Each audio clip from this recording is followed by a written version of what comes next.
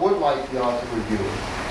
Take your time. And I did, and my other question, is there a business card in here? For the meals, go have some meals over there, go see how they do the breakfast and. Oh, I'm over there once a month on an all-day Do you think we basis. want to put it on the next agenda? I We'll would, be ready by I then. would Rather too. do that. I have a couple questions. You serve 3 meals a day. No, sir, we just serve lunch One. at 11:30, but we also have what we call coffee and biscuits at breakfast time. And on Sometimes it's Thursdays, we do dinner. sausage and milk gravy with our biscuits. And that's roughly 30 meals a day. Right. Sometimes on Thursdays are a larger day, we could go up even as 45 on Thursdays. So without, just looking at it, I can go in. 30 meals a day costs you about $4 grand, and this proposal would cost us $2 grand. Right. Possibly, at the max. Right. No, you do have to go by the state guidelines. You know, they have to be 60 and older to receive the meals. I know, she won't let me eat. When I'm out there on Thursday, she just tells me, go around to my You side. won't let me eat either. How old do you have to be? 60 older. How old do you have to be, Brenda? I have disability people that are 49 and 50 that are totally disabled. Just They come totally down, disabled? and I don't turn them Yeah. down because it's Disabled. wonderful to be I disabled. would, I'm I want to disabled. echo something that Carolyn said though. If you have a 20,000, and I can't remember, I know we painstakingly labored over the budget, but if you have a $20,000 line item that included all the things you had mentioned, that makes it a whole lot more difficult for me I need personally that broken down.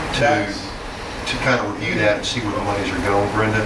Well, I had On a asked, go-forward basis, to break that down as much as right, possible. I asked Amy, which is in charge of those different deals, she accounting, and she was going to give me a breakdown of that $20,000 line item, 6107. The merchants company, Sam's are the only two companies I purchase food from.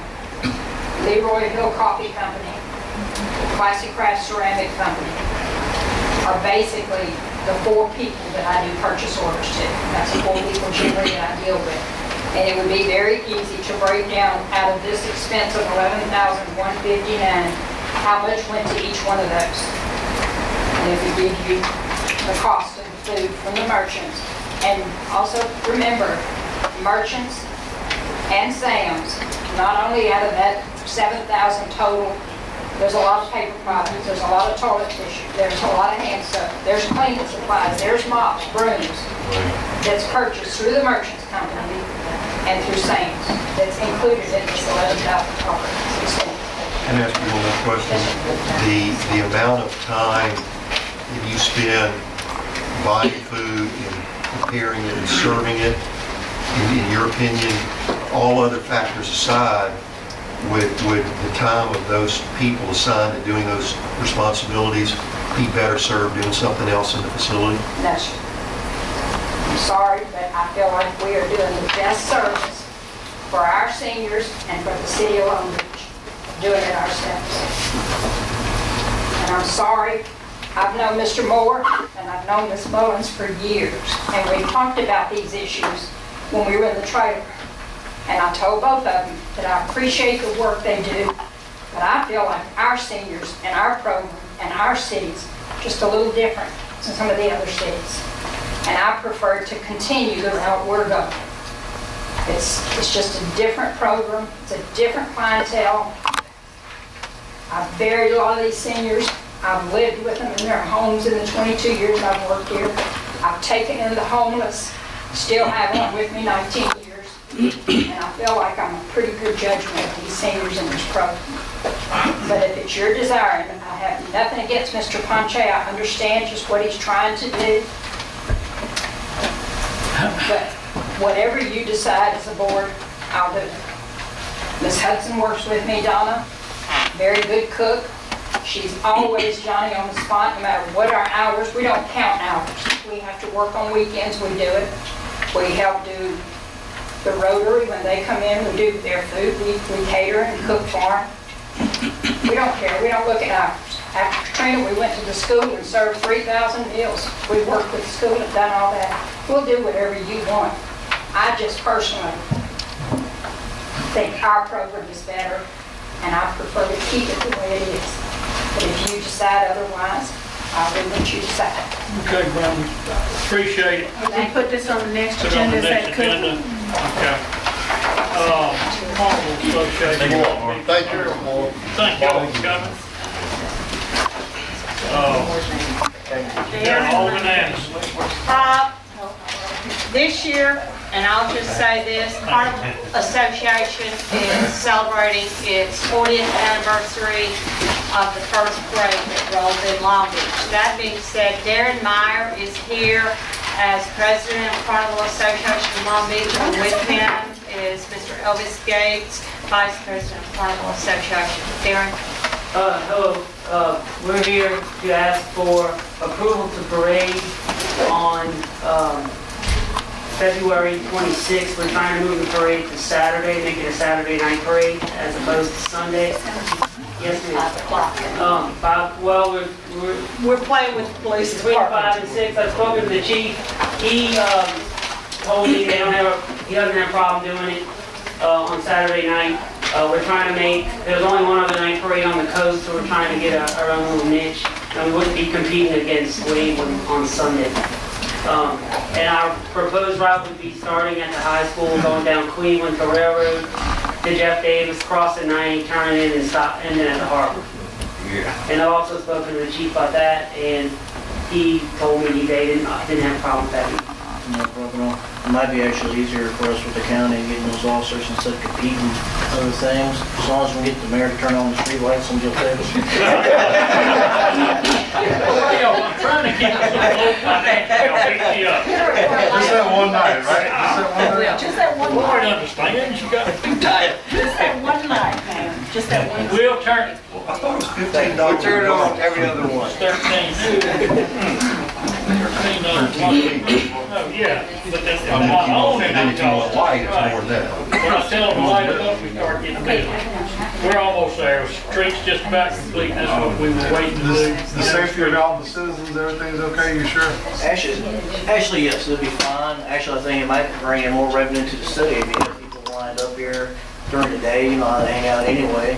Might get some of the businesses on Jeff Davis. I know Ziggy's been throwing bands sometimes. You got Cajun Crawfish Hut. They probably do a lot of business down there. We have a chicken place, we sell chicken. Ain't kidding. Mr. Krueger just made the motion to approve that plan. Okay, all in favor? Opposed, motion carried. Thank you. All right, protocol, weekend after hours, flooding all in the nation. The last flood event that we had, Lee called me. Water was about ready to go in his house again, and I had tried to contact Public Works at Darrell, and you've given us some stuff, and I appreciate it. A lot of the stuff may be done, but I tried the 0440 number several times. It just rang and rang and rang, didn't roll over, didn't do anything. So I called the two numbers I had for the police department, and were told that they would pass on to Public Works to get barricades out on Lee Street at Hickory and Evergreen. And then left my house and went over there and stood out there in ankle deep water.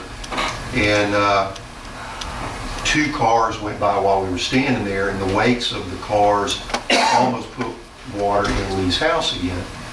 And it was an hour later before the water started to subside, thank goodness, but we still never got the barricades over on Hickory. And had I known who to keep calling and going down this list, I would have certainly done that. But I just think, and it may be this list, Darrell, that it solves everything, but on weekends and after hours, I thought it important that everybody on this board had another number or two beyond the 863-0440 number. And you and I have had some conversation about that if that number is inundated, it probably will ring on. Are you saying with this memo that we just go down this list then? Exactly. Try to get resolution? Do what? You said it start at the bottom and go up. Well, now, yeah, Sorry, Daryl. well, I did call Daryl way late on the weekend after hours, and he did answer his cell phone. So he passed the test. But all kidding aside, it's a very serious issue to Lee and some of the other people. And I wouldn't mind if I knew where to go get one, in some cases throwing a couple barricades in my truck and taking them over there if I know we can get some quick fix in 10 minutes instead of an hour. As I say, the difference in 30 minutes may have put water in your house with those two vehicles that went by. And later in the day on South Forest, where it's always a problem too, there was one barricade there at Pineville in South Forest where you turn to go south. But there was this four-wheel drive truck that just turned in front of the barricade and went down the flooded area and was pushing water up too. So I think the one barricade there is ineffective. I don't know how much we block that off and make people go around it or come in from the other side, or how we can keep from allowing people to get to their house. But Daryl, I did notice that one barricade was ineffective. What if we're able to get through?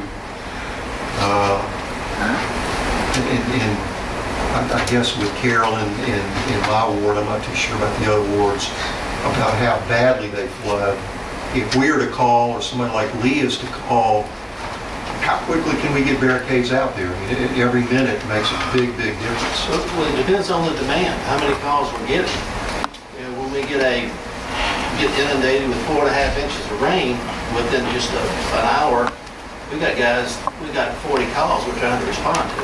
So I can't really tell you exactly how long it will take.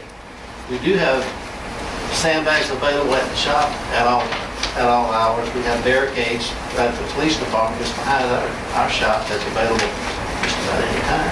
Are they already made up? Well, it's the metal ones that are. Is that what sandbags? The sandbags are made up, yeah. Okay. Most of my residents keep theirs on hand from one flood to the next. Well, the one call I got, he should have already had them on hand, but they weren't. But we didn't know who to call on the sandbags. Dispatch told me they'd find out and get back with me, and I never heard back from dispatch on sandbags. So when you get that kind of event, Mark, you got so many people calling at once that you're not going to get an answer really quick. The answering service has, I think, 2 operators working 24/7, and they're trying to get in touch with the on-call crew and the foreman out there. So over a period of probably the first 2 hours, it's just overloaded. the water sewer supervisor, or the street and drainage supervisor, can we call them directly? Sure. This is their home phone or cell phone? That's their cell phone. And they're going to answer the phone and pick it up. You've got the answering service and the on-call guy, and this will be done to me. I think that's what it is. Yeah, it is. Will they take direction only from an alderman or a city official, or will they take direction from a resident as well? Well, we take requests from anybody. You just feel like it tends to get more attention Yeah. if an elected representative calls rather than some schmuck. Depends on the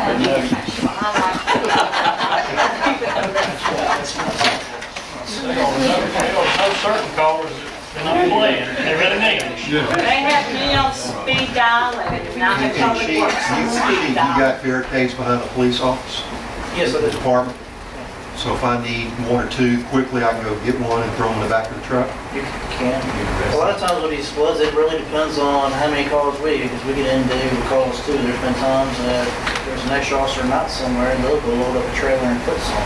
Chief George Bass helped me clean a drain over, or he cleaned one over. There for a while, we just kept them on the side of the road. The roads, We've been leaving